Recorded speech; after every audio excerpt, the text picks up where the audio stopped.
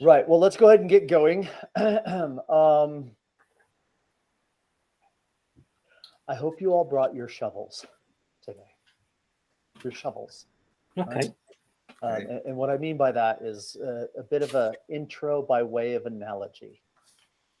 Because although I have, 780 things to talk about, if you recall from the last meeting. Yes.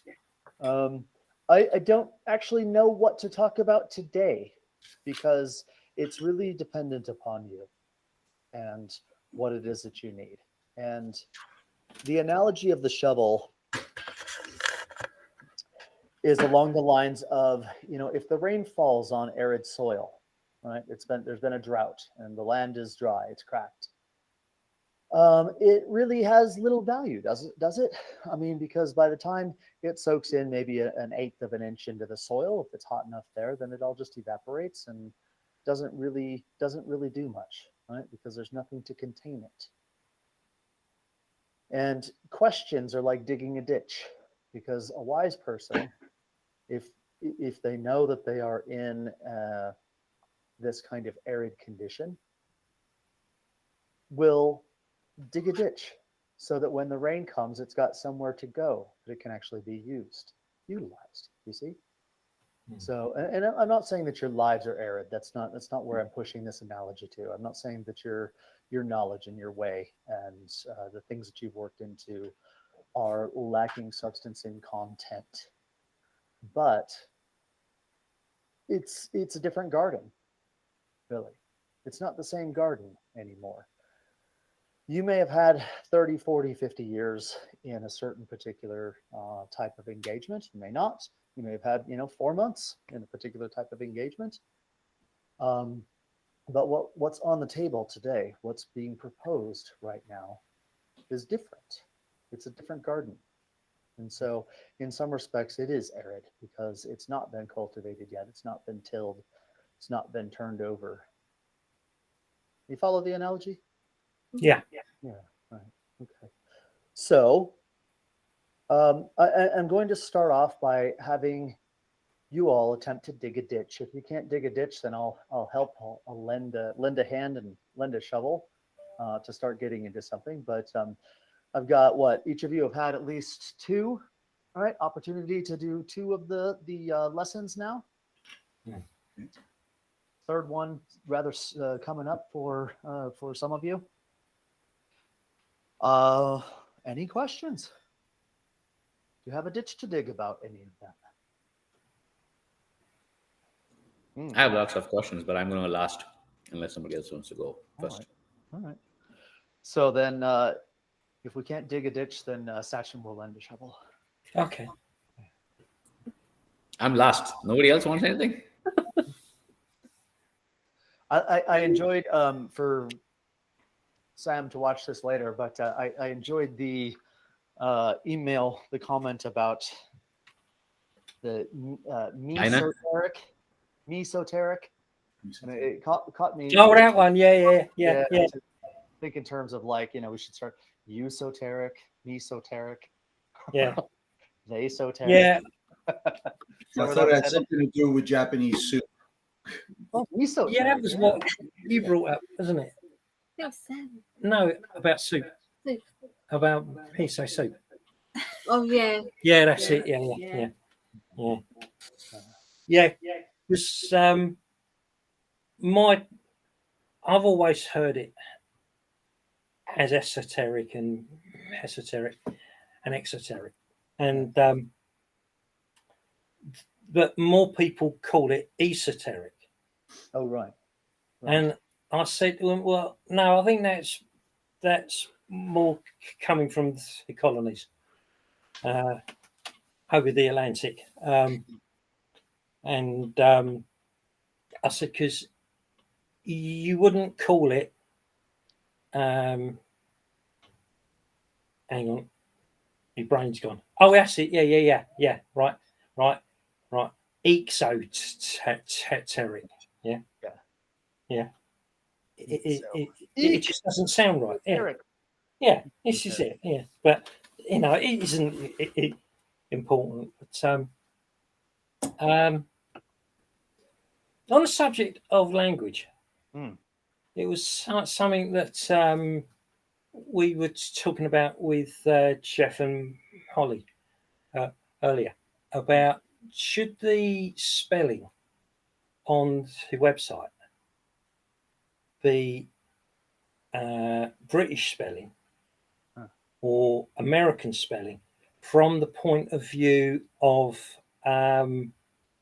anagrams and things like that. And it was a very interesting thing that that Jeff said is that because it's arising in America through yourself, that it would seem right that it uses the spelling of that is used in that country. So, interesting thing. Let's dig deeper on that one. Okay. What is the power behind an anagram? The vowels. Yeah, but why? Why? Because that's what's connected to the language. Hold on. Are you sure?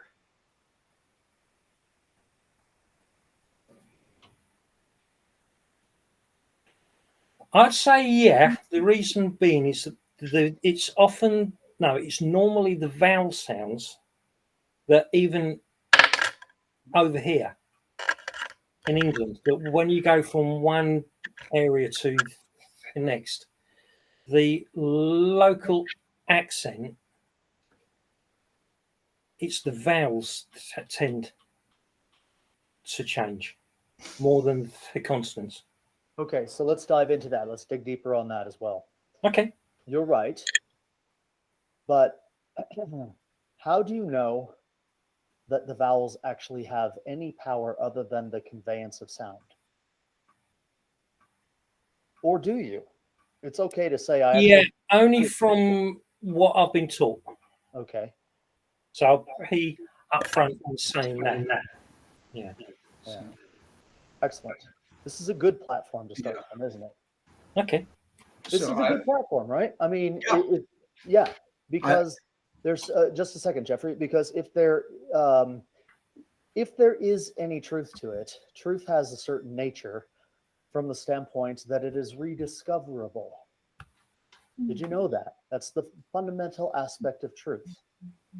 Most people haven't, I don't think, added it up this way before, but truth is rediscoverable, independent of the initial discovery. Now, this is why, of course, scientists, when they have a particular experiment, they publish not only the results of the experiment, but also how to replicate it so that other scientists are able to go through a process of rediscovery.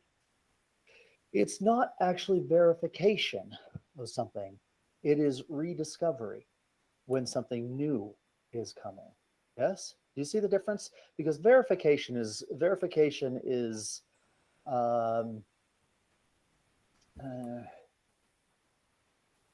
more prone to bias than rediscovery. I'll give you an example from my own childhood. We were in school, and I can't recall what the two objects were, but it was like a pencil and a solid ball, like a heavy ball, right? And the teacher had me stand up on the chair and say, which one will hit the ground first? If you drop them both simultaneously, which one's going to hit the... We have a visitor here. No, you're not going to drop the cat. Yeah, drop the cat and the dog at the same time. Which claw hits the ground first? Yeah, which one hits the ground first? Great. And of course, in my mind of 8 or 9, I think maybe 10 years old, it seemed logical to me that the heavier object would hit the ground first because it's heavier, right? It's going to hit the ground before the pencil does. And here's the most interesting part. Because I went into it with that preconceived notion, I could see nothing else. When I dropped them both at the same time, from my own perspective, every time, even though the teacher said, "Are you sure?" Do it again. Boom. For me, The heavier object was hitting the ground before the lighter object because it was already in my mind. In other words, what I had printed into myself from 8 years of adding things up is that heavy things should fall faster than light things. And therefore that's what I saw. And the problem is because I didn't go into it from a standpoint of discovery, I went into it from a standpoint of verification. I want to emphasize this aspect that the search for truth is not the search for verification, because what you'll end up doing is just verifying your own cognitive biases in something. And it is extremely difficult to put all of that aside, isn't it? And to go, I really don't know. Let's find out again. Right? Let's prove this to see if it's true or not. Because had I gone into it as a 10-year-old child with that sort of attitude, I would have discovered something new, that objects fall at the same rate. Now imagine, I think it was probably Newton that discovered that, wasn't it? I think, maybe. Doesn't matter. Somebody discovered it, didn't they? And before that time, can you think that, for 10,000 or 40,000 or however many thousands of years, quite possibly every human being that had ever lived up until that point in time had the notion that heavy things fall faster than light things. Now that's incredible to think about, because it means, well, I guess one could say, in general, our science has been the biggest perpetuator, strongest perpetuator of misinformation that we've ever had to endure, maybe second only to religion. Yeah. Because it's self-fulfilling in that way. And so what I'm asking you to do, which is a very difficult place to put yourself in, is if you want to know the truth about something, you have to get rid of what you think you know already about it. Yeah, because beliefs, I mean,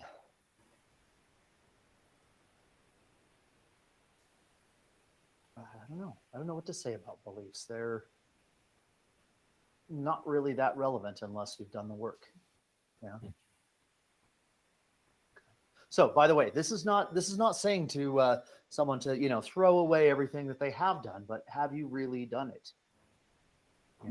Do you know, for example, that in the Alpha Curio that G has a connotation of rebirth to it? Yeah. Do you know that A is ancient?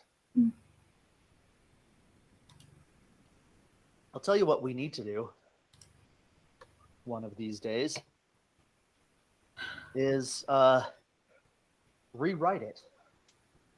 Rewrite the Alpha Curio bit from our perspective of what we're actually able to discover about it.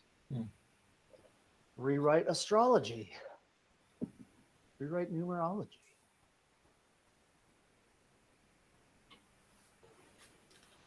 Now, I just felt fear.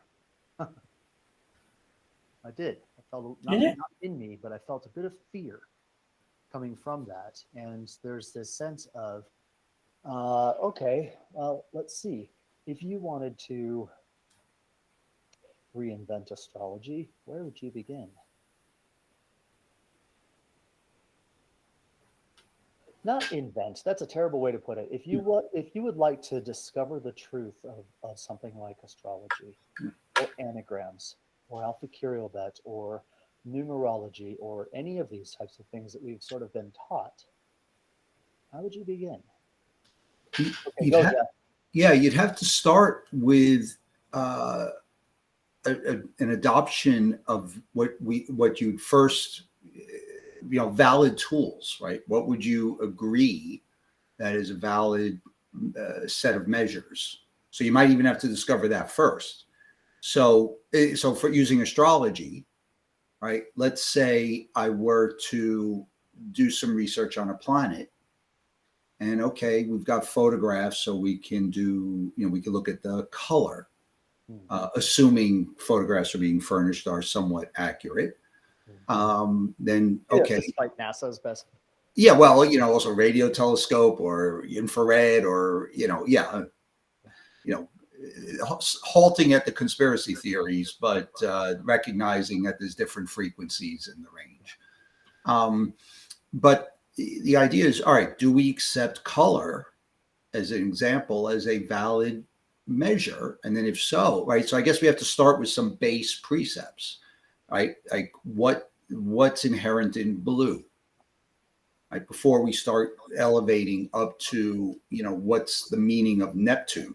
It's we need a foundation to start with.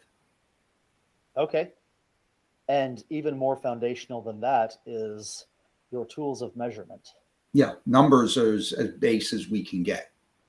Can we, though? If you want, well, frequency, if we say frequency, then there's numbers within a frequency, right? So it's an energetic field. Now, I'm talking about your own faculties of perception, though, not. Okay. See, okay. Okay. So Well, registration. All right. Yeah, registration has to come first, right? Okay. Before numbers or anything else makes any sort of sense. Okay.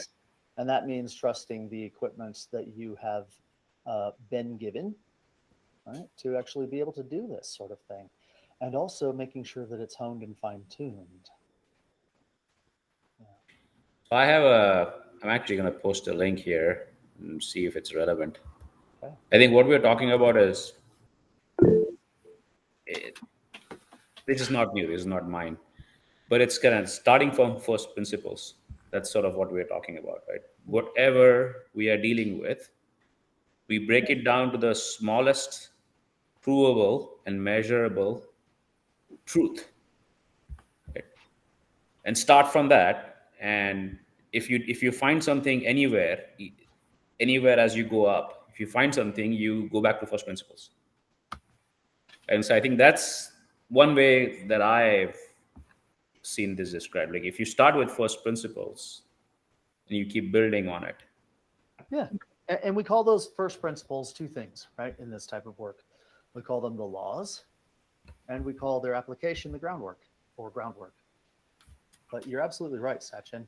It does come down to first principles, but my argument herein is that the first principle is self. And see, this is what makes the difference. Do you know in every, 1 second, please. People shun away from the word initiate, right? Or initiations, or, you're an initiate of such and such order or whatever type of thing. But really the word itself, initiate, means beginner.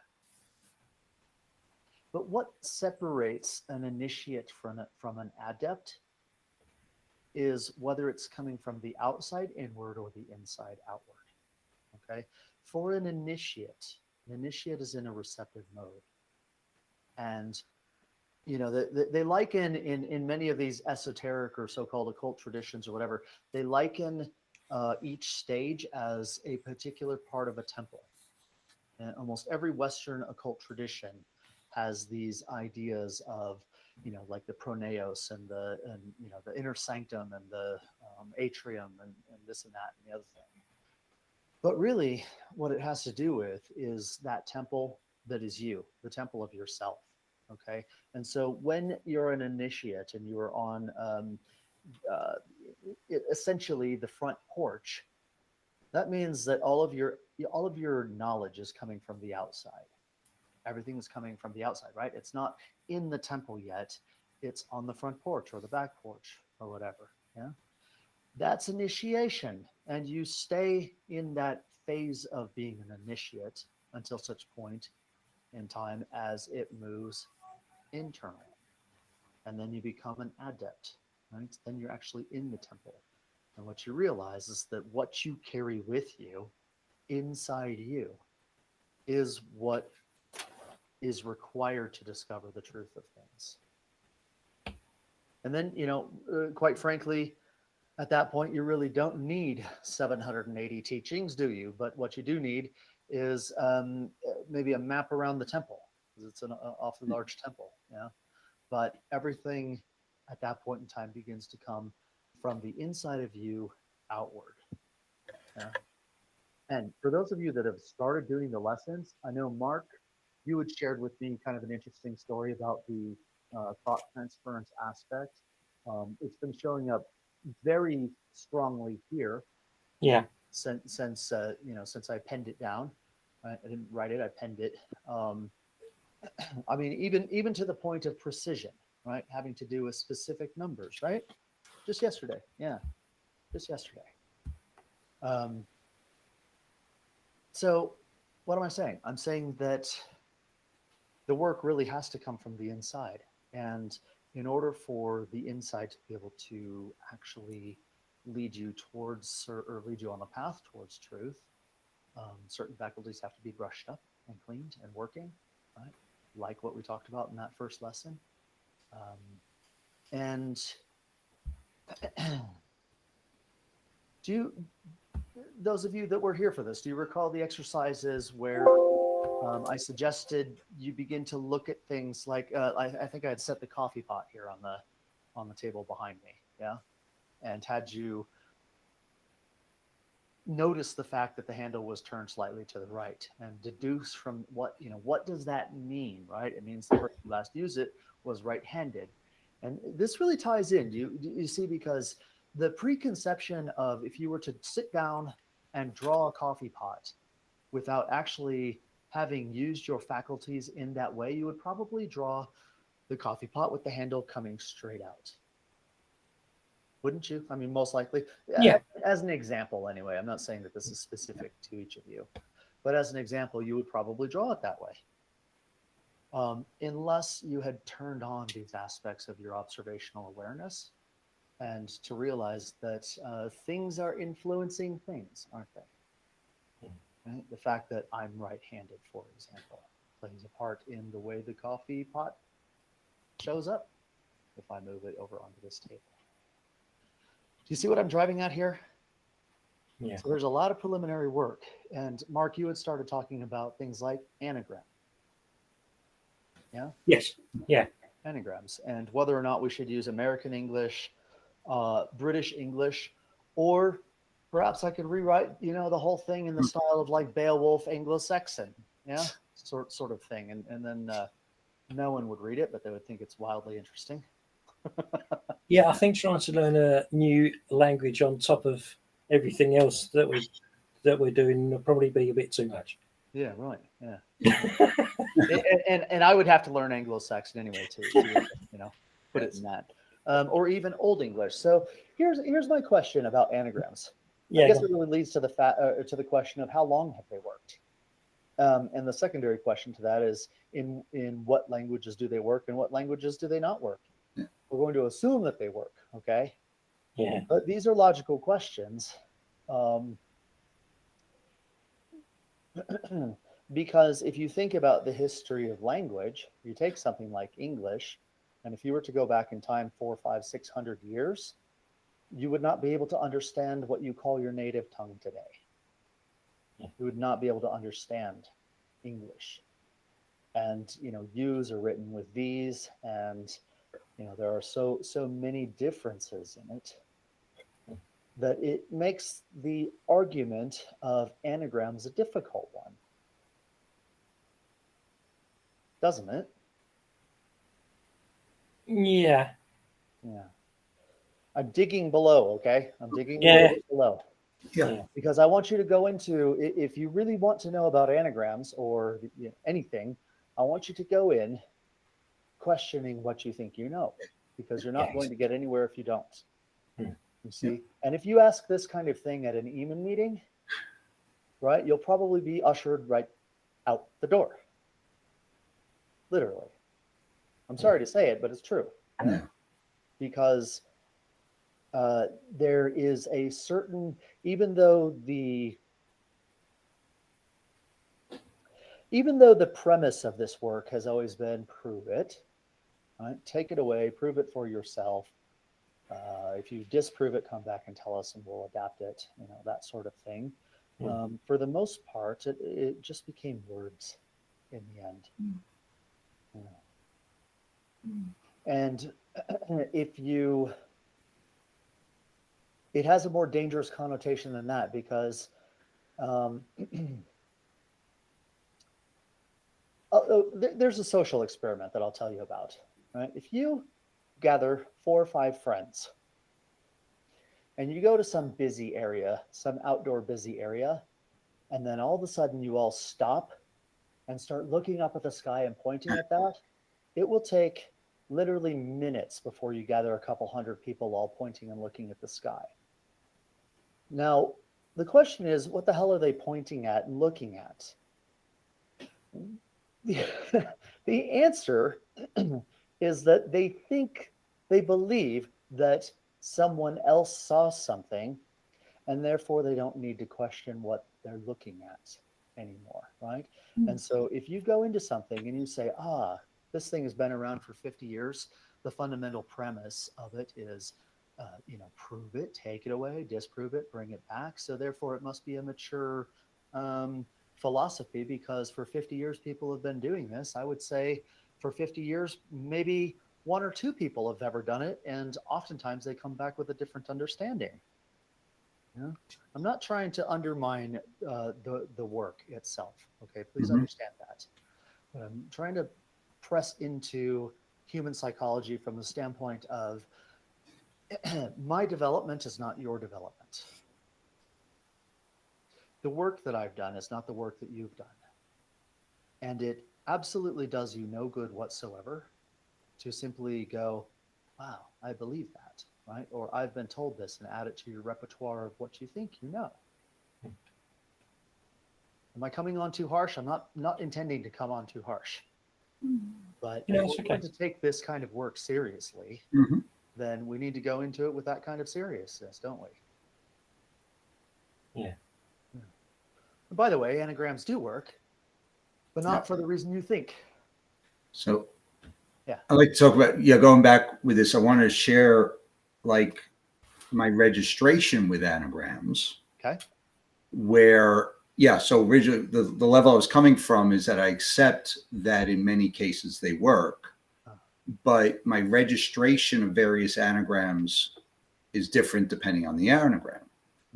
And I know Mark was mentioning the vowels. So where in the complex do I register any particular anagram?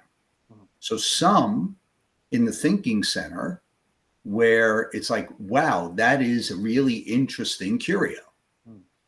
Sometimes it ignites the spirit. There's like a discovery, and there's a energetic presence with that. And when we talk vowels I often find is also an energetic registration, but it's also in the body. Similar lesson in lesson 1 is what's the word? Guttural. It's something that is connective in the body. So what complexes are registering? And if I accept those registrations as a valid knowing, that's how I build the validity of the anagram. Good. Yes, absolutely, Jeffrey. And I would like to take what you said and run with it a little bit, with your permission. Sure. Because with one of the upcoming lessons, I begin to talk about the nature of things like matter and space and time and all these interesting things that people want to know about. And it's all based on the law of 3, which I've done extensive work into and believe to be a real thing, real fundamental principle of the universe. But what's not said in that lesson, because it's generally speaking way too early for people to get, is the idea that the reason why things like anagrams work is not because language is external to us, it's because it's internal to us. In other words, we reinforce our world by what we project back out into it, by the reality that we project back out into it. And I'm going to share an interesting theory or thought, not theory, an interesting thought with you. And it goes like this. If enough people, not just in our world, but in the universe, could suddenly be convinced that the sun wasn't going to rise tomorrow, would it actually? I'm not trying to go off on the idea of like, the sound of one hand clapping in the forest, or things like Zen koan riddles. But where I'm headed with this is one of the fundamental aspects of our presence in the universe, because you must realize you're not separate from it. You literally are part of this universe. And if this universe has um, form, then it must also have function. And if it has function, then it must have some sort of will or intelligence behind that function, because it's just too much to be an accident, in my opinion. Yeah. Now, if you can kind of sense that those things are true and really understand that you are just as much a part of this universe as Alpha Centauri, as the very planet that you live on, as the moon, that you serve a function. And one of the functions that you serve is reinforcement. Do you know what I mean by reinforcement? Right? It's just like, so in the lesson, I've got this kind of concept, and you'll get to it if you haven't yet. Have you ever taken a styrofoam cup filled with something like coffee or tea or whatever, and drag it across the table, and you see those ripples that form on the top that almost look like solids? Those are called standing waves. And what they're a result of is what's called reinforcement, right? Because you've got this external energy coming in. The cup is a certain shape and size.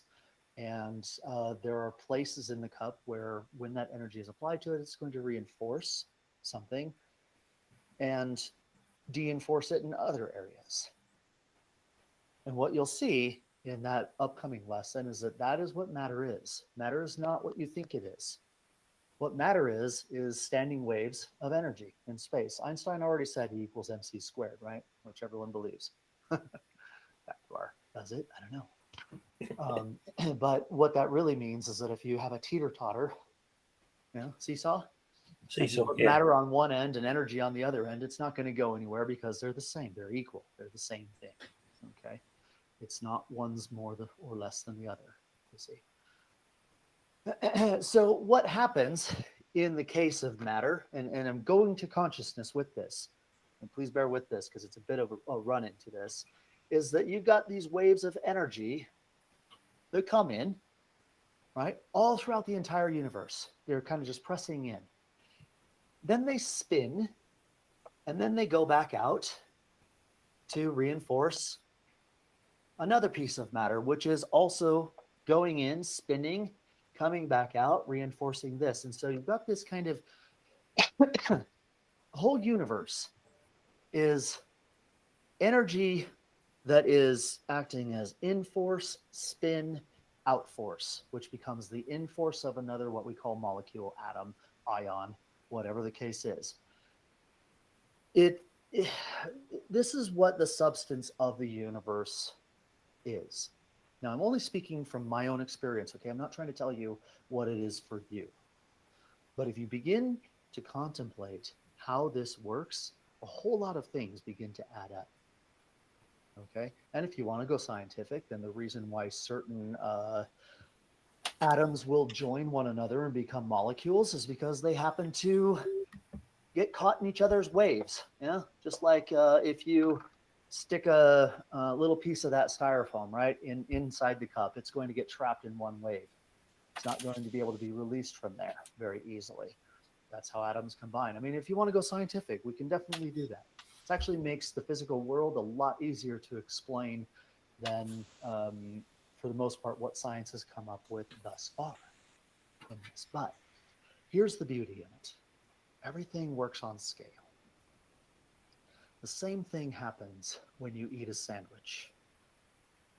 You take in that substance, it spins in you, and it goes to reinforce your physical complex. Okay, just like this in wave of energy goes into a molecule, spins, and goes out to reinforce the rest of the universe, which is also reinforcing it. You see. And the same thing happens with you on another level. for instance, on the level of impressions, where everything you take things in, right, through your five senses. You attribute meaning to them. And the part that people miss is that they actually project that meaning back out into the physical universe to help maintain it. What you place value on in yourself as the active spin inside you, what you attribute value or reference, or reference to, serves the fundamental role of reinforcing that in the universe. And so I ask you once again, if every conscious being in the universe, or I should even say, if the majority of conscious beings in the universe stopped believing that our sun would rise for us tomorrow, would it cease to exist? Would it cease to rise for us? And if the answer to that is maybe, even if the answer is maybe, then you've really hit the core of what this work is about. Because what it's really about is inner alchemy and transformation, of applying different value and meaning to what it is that you take in on a raw perceptive level, and what you choose to reinforce both in your own life, in the culture, in the world, in the universe, God and creation itself. This is one of the fundamental purposes that you, as an entity that calls itself an I do this, I do that. It's one of its fundamental purposes, is reinforcement of creation. Now, that's not even talking about development, because what if you want a better creation? Yeah. Two things are going to have to happen. Either you're going to have to get enough people that want a better, let's start simple. Civilization, okay? Forget about creation. Creation's actually pretty good as it stands. But let's say that you want a better civilization. There's only two ways to go about it. One, you'll have to get enough people that think like you to reinforce that reality and create a better civilization. Or you have to become so powerful that you can override. Yeah? And this is that you can override the current civilization. And various rulers, from Napoleon to Hitler, have tried that in the past, right? But they didn't have the actual content to be able to do so. And so ultimately, in the end, civilization altered them, or destroyed in some cases, right? And that's really because they were missing the step of actually training in this to be able to alter reality. I wonder if you've asked yourselves if you live in the same universe that I live in. I don't mean that I'm an alien, but I wonder if you've actually asked yourselves, or someone like Leo, or someone like Gurdjieff, do you live in that same universe? And apologies, I'm not trying to equate myself to those jets, okay? But do you live in the same universe as I do? Or do you live in yours and reinforce your reality?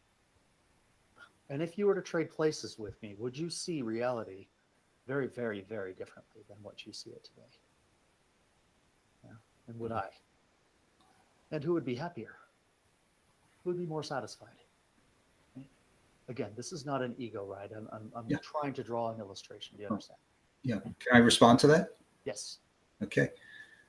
So, in my thought processes of this, is that both you and I experience a different reality, but so if we switched, it would be different. But we have an agreement inherent in a shared experience.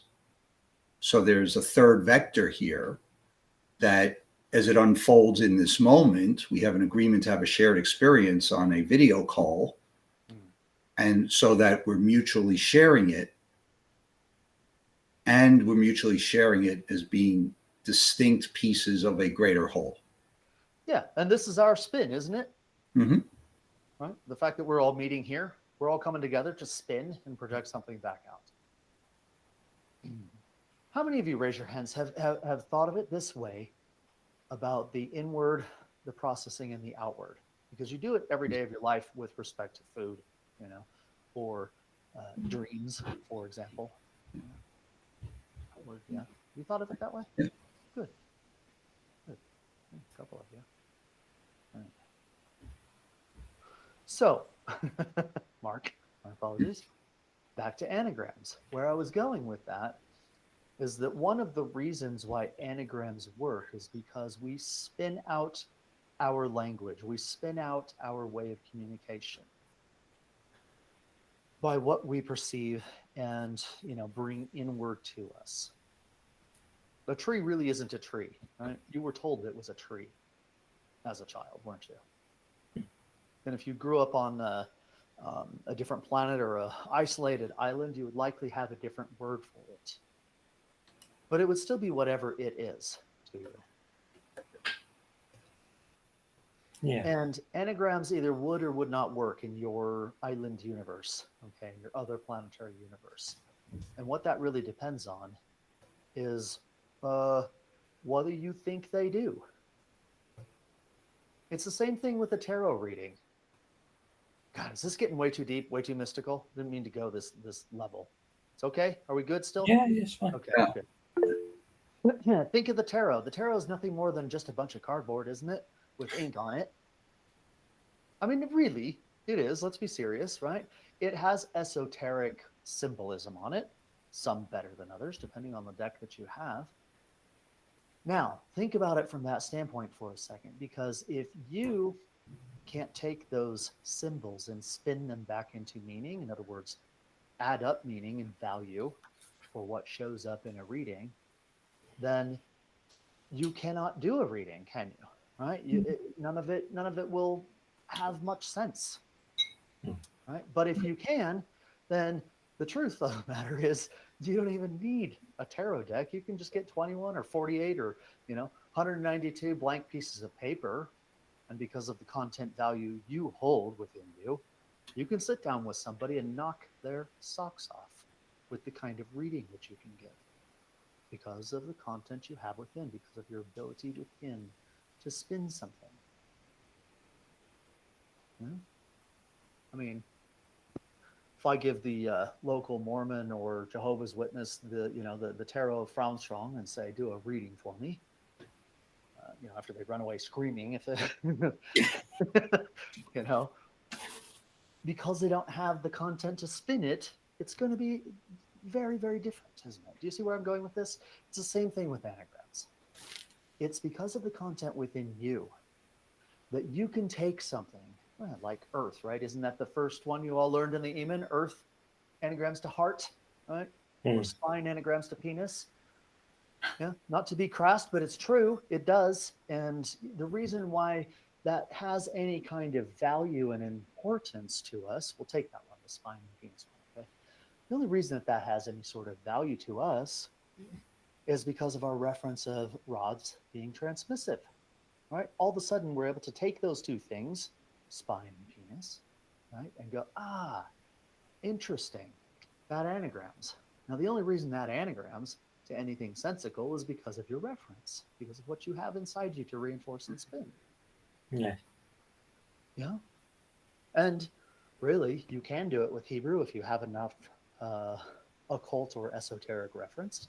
You can do it with any language if you have enough occult or esoteric reference. Yeah? The reason why is because it's what you're reinforcing.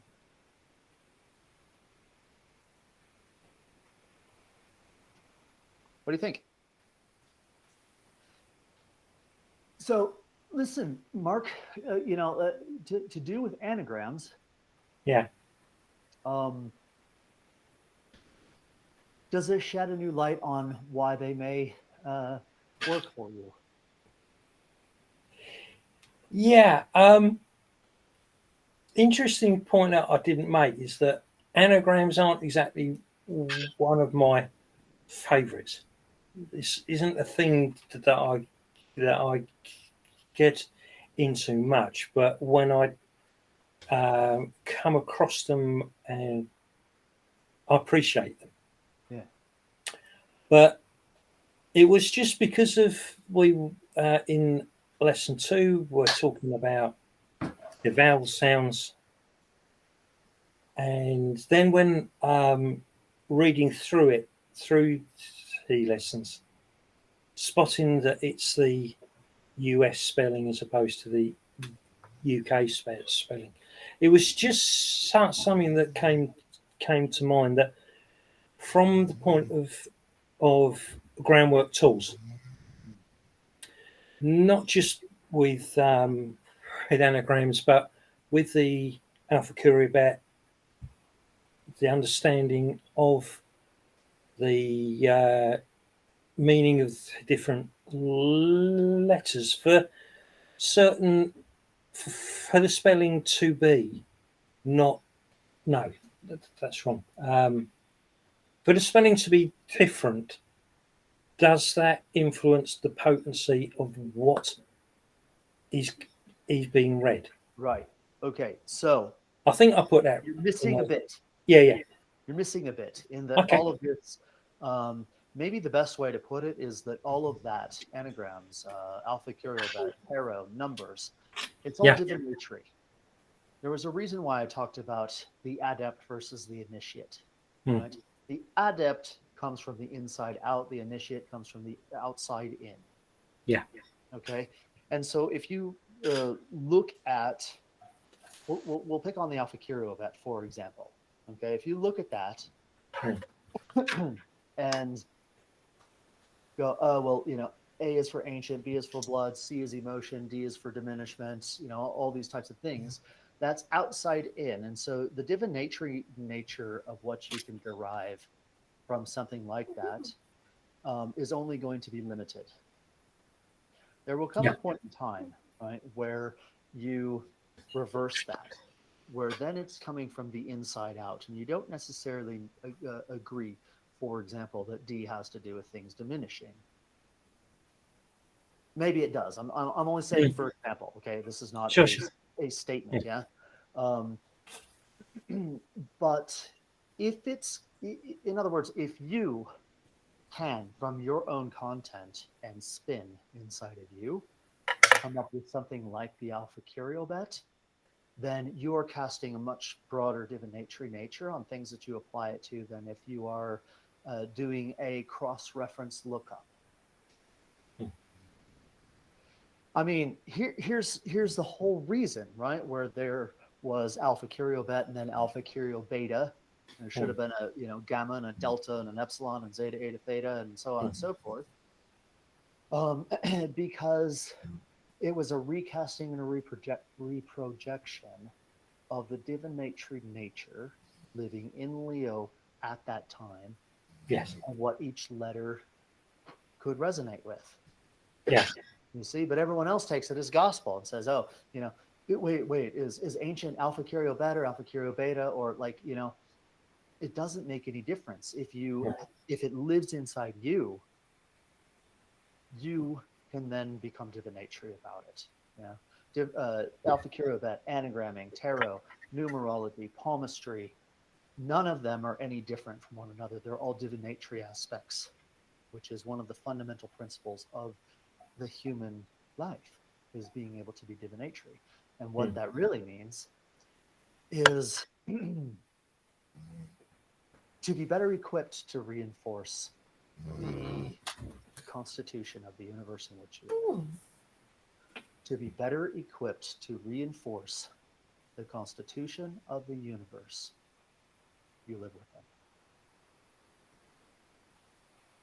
Okay. Did you get that? Yeah, I think so. Okay. To be better I played the video again when it's released so that I can get it. Although, you open up, would you go beyond reinforce, right? At least in the theory of it, to reinforce or affect an update or a recreation. That right? is the next step. You're absolutely right. Mhm. Yes, absolutely. Because within you, because you have a consciousness aspect and a will and an I and all of these things that we attribute to ourselves, but may or may not actually have because of the work we've done. But you have the opportunity to become co-creators. co-creators. Isn't that something? And this ties into the ray of creation, doesn't it? Right? Because it's not really talking about, you know, the Milky Way, the sun, the moon, all those sorts of things. It's talking about levels of awareness. That's all it ever taught was really meaning. You know, this planetary 48 laws. Well, it's not 48 laws, it's 48 orders of laws, first of all. So it's a misnomer. But it's only talking about states of awareness and consciousness. And the higher up that bar you're able to get, the more you are able to play an active role in enforcing and changing and helping the universe itself evolve. And so think about it for a minute, that if in 10 years from now, or 10 minutes from now, or a million lifetimes from now, you might be in a position to help humanity or help some other sentient being in this cosmos to find the next bit, to be able to evolve. Because it didn't come like this, did it? I mean, we look back at our own geological history and you can see that there was a point in time on this planet where there wasn't even life. It was just minerals. You know? Minerals were growing. And then, you know, you get certain single cells, which obviously had some sort of religion of their own, to use a more broad term for it rather than the cultural term, right? That informed the intelligence of God and creation. And it was able to conceive of something called multicellular organisms. And then, you know, amphibians, or I should say, you know, fish and land animals, and finally humans. It's an evolving sort of thing, isn't it? Yeah. I don't think most people realize that they don't necessarily. Actually, for the most part, most people play a role in maintaining civilization as it is. You know, a tree is always going to be a tree. It forever will be a tree. You know, we live in a democracy. We live in a theocracy. We live in a republic. We live in, you know, like they go to reinforce the culture in which they live in. They don't go to evolve humanity, which can. I didn't mean to stomp on you there, Jeff. No. Jeff. Yeah, it's interchangeable, I guess. But no, it didn't. I think that was. I guess the one thing I draw from that, maybe reiterate on the ray of creation, is that as you go up, you're assuming a position of greater choice and greater freedoms. Yeah, that's right. That's right. Because you're not bound to. So when I said 48 orders of laws, what I meant by that was that if you rise above those, you are then not bound to them. You're only bound, for example, to 24 of those 48. Yeah, which means that you have the power within you to change 24 orders of laws. Now, whether you want to or not is another story. It's unlikely that it's possible, or it's unlikely that it's necessary to do so. But you could perhaps change how they interact with one another to have a more evolutionary result on this planet. And that's the thing too, right? I mean, you can hit any one of these levels of consciousness all the way up the ray of creation in a single lifetime. You do it right now if you just knew how. And actually, some of you do know how, to be honest.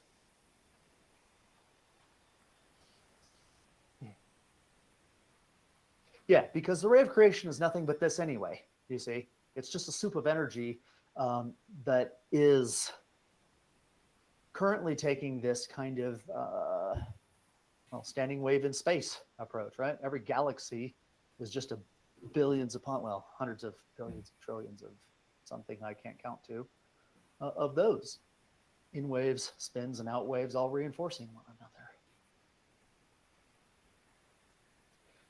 Yeah. That's your Legos, though.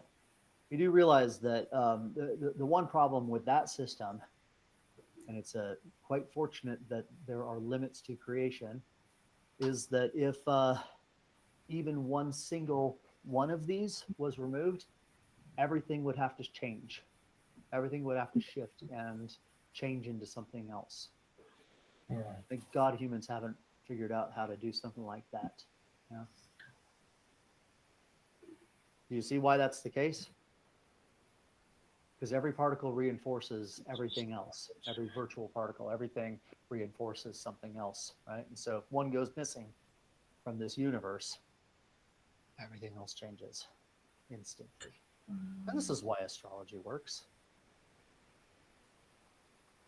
If you think it works. See. Yeah. You know, think about it this way. You have probably all done this. You line up, 5 or 6 billiard balls all on a pool table or billiard table, right? And you tap one side. Which one moves? Which one visibly moves, I should say? It's the one on the other side, isn't it? Yeah. That's what the universe is like. Everything is connected like that. Just jam packed in, okay? Whether it be energy or whether it be in the form of energy that has not coalesced. In other words, it's just an out wave or an in wave, right? What we call space, or whether it be something material, it's still all connected like a bunch of billiard balls on the table. Okay. So yeah, I mean, astrology works to probably in a different way than you think, but it has to do with the wave influences going through the planet and the out waves and the in waves and how it interacts with fetuses and embryos and first breaths, so on and so forth, throughout your life. And it's not because, well, that is the reason, isn't it? Throw a million other, Then you can take the scientific approach, saying, gosh, we can barely feel its gravity. How could it possibly influence us, right? You take a star like those in the belt of Orion, for example, which don't even line up with one another. Yeah, you understand if you're looking at the Big Dipper, right? And you're looking at those stars on the bottom there, it's only because it looks like that from our perspective. Yeah, if you were to go out in space, you'd see one here, one over there, and one back here, right? But because you line it up a certain way, it looks like that to us. So a completely rational scientist would go, no way. How could that possibly have any influence upon us? Well, a couple things. Number one, the ancients saw it that way and therefore reinforced their reality as the belt of Orion, right? Or part of whatever constellation, depending on their culture. But they saw it that way and it influenced their perception of reality, didn't it? And so because their perception of reality was influenced, then it began to manifest in a certain way. So that's one aspect to it. The other one is that it's a billiard ball, no matter where it is, whether we can see it or not. I mean, there is such a thing as universal astrology, right? But you can't look at the stars for it because you can't see them. But you can actually feel them because you're touching it, whether you know it or not. You're in direct contact with all of it.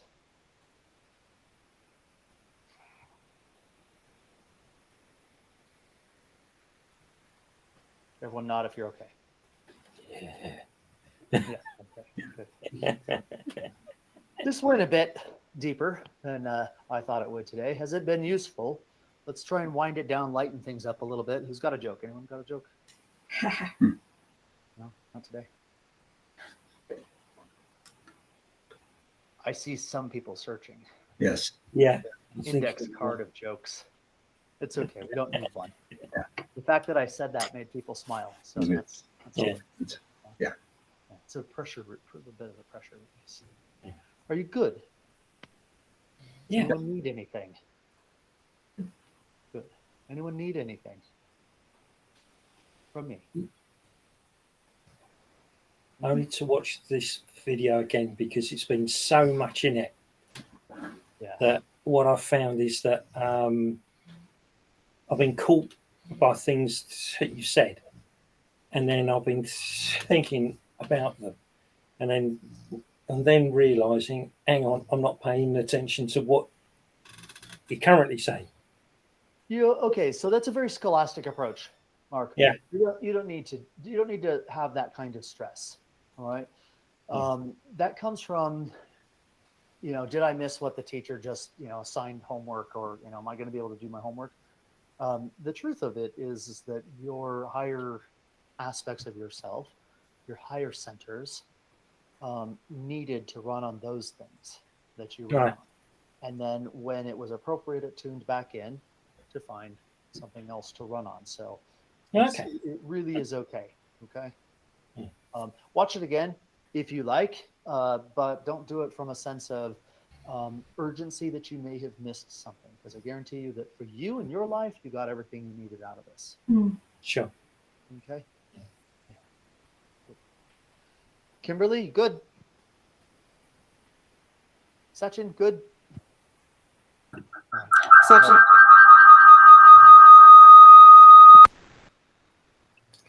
Sachin's having network issues.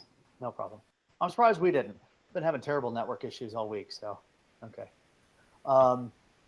Well, thank you, everyone. I hope this can do some. So Pierce, I have Yeah, okay, yeah. I'm having trouble with the lessons. I think when I joined, I didn't pick the same start date. I picked the start date as yesterday, Ah, and so it's not letting me see. I think everybody's on lesson 2 or lesson 3. I'm still stuck on lesson 1. So I right. don't know if this is just feedback for how the website is designed, I guess. Yeah. Like, So can't unfortunately, hear you. I didn't Right. write the backend application to how that works. I'm just providing the content within it. And I've discovered that, and it's actually a good thing, but I've discovered that I can't allow someone to like get something before, Okay. like at 7 days in between. So it's okay, really. Just click completed when as you can. There's a couple other people in here that are ahead actually, but are still in that boat where they're a lesson or two Okay. behind. So no I worries. think this sounds to me like how I did something else which had to be done every day. Like you just Oh, no. go, you don't really do it. You just go finish the whole thing and then come back and do it at your pace. That's Yeah, how. it's like a 4 pages. Each of them are 4 pages. It's once a week. Okay. Separated out by 7 days. So I tried not to make it taxing or overloading on anybody.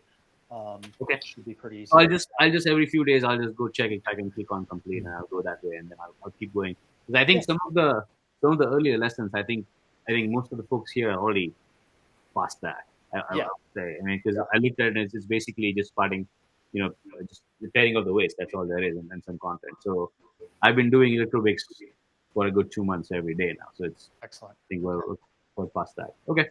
Yeah. I mean, right. It is for you in the sense that it is an ordered progressive way in case you did miss a step along the way of like what you should know by the time you get to a certain point.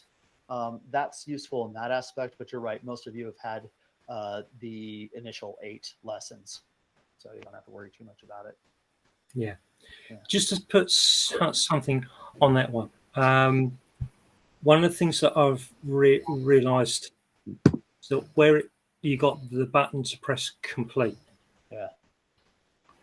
it's not a button to be pressed once you've read it and then a few days later that you've done this bit and then you've done that bit and that bit. What I found is that once it's been read through the first time, because of that 7-day clock thing, the thing is to press complete there and You're then. right. So it isn't saying that, yes, we've done all the exercises and that we've read it and we've understood it and we've cracked it. It's just because of the way the program works, just hit that complete. Yeah. So Okay. that the 7-day or whatever the day timer is then starts to count so that you don't have a delay. Because we had this with Sam. He had read it, but he hadn't pressed complete. Yeah. So as far as the timings are concerned, he's a week behind us. But in reality, the 3 of us are working it together.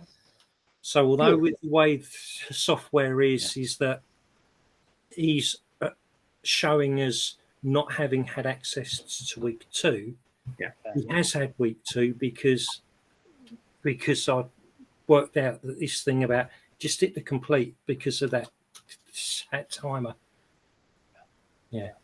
So this is good feedback just from a practical standpoint that I can add a bit of information on the website itself, like at the end of the lesson. saying, now that you've read this, click complete or whatever, so that it's a bit more. Yeah, that'd be good. Yeah. Actually, I would just counter that. So maybe we need to explore it because I didn't hit complete. I just hit complete now, Yeah. and I had access to lesson 2. Oh, okay. Because I just hit complete and it says I have to wait another week. For Oh, lesson. it did. Okay. So Interesting. maybe it's kind of You weird. started yesterday. Sounds No, like no. there's a Oh, that's setting- true. So my thing was set to start because when I joined, it said, "Hey, pick your start date," and I picked the start date as yesterday, and then it's. I guess I was still able to download the first lesson when I clicked. Yeah. Or, actually, no, I take that back. I wasn't.